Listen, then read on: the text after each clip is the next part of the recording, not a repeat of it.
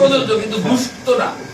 সরকারের কোষাগারের টাকা জমা দিতে বাংলাদেশের কোন নাগরিকের কোন আপত্তি থাকার কথা না। এখন উনি কিন্তু স্যার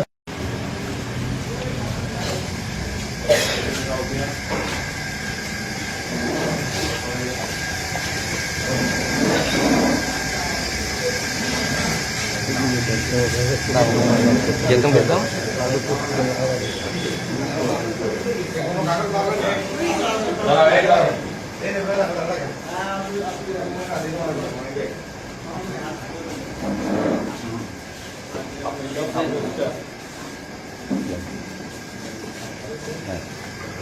আপনার রেজিস্ট্রি বন্ধ করে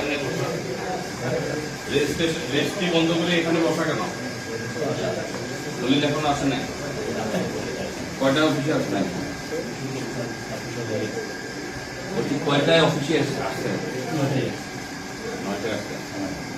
আপনার নামে তো পাহাড় সমান অভিযোগ।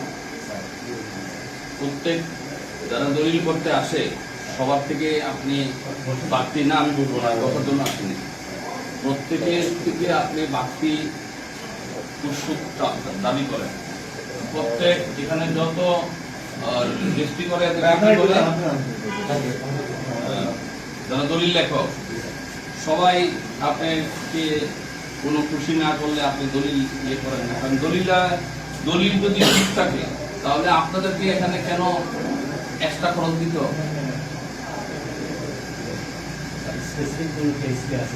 আমার নিজের কেসি তো আমি তো আমার নিজেরই তো প্রতি 2 মাস পর পর একটা 2 হয়, এবং আপনার আমাদের সাধারণ মানুষ তো আমার কাছে আমার দরদ তো 24 ঘন্টা লোকজনের জন্য খোলা আছে।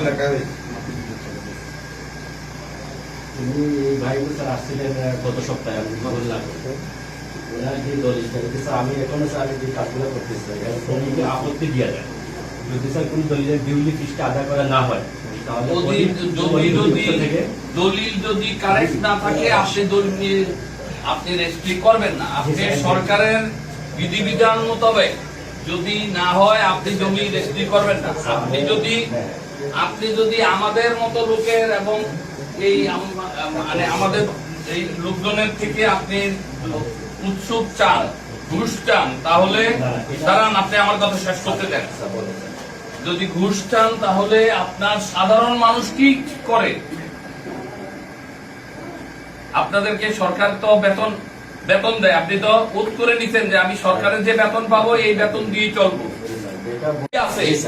আমি কেন, যত বড় কেউ হোক না কেন সরকারের ফি দিয়ে রেজিস্ট্রি করবে। কোন নেতা কর্মী যদি আপনাকে রক্তচক্ষু দেখায়, আপনি আমাকে ফোন করে বলবেন যে স্যার এই লোক আমার সামনে আইসা তো রক্তচক্ষু দেখাইছে, ধমক দিচ্ছে, ডিসি সাহেবকে বলবেন, এসপি সাহেবকে বলবেন, তার জন্য জায়গা হবে আপনার জেলখানা। আমার কাছে অনেক যেমন গ্রুপ সবার পিছনে লাগবে, কিন্তু বলে দিলাম সবাই সাবধান হয়ে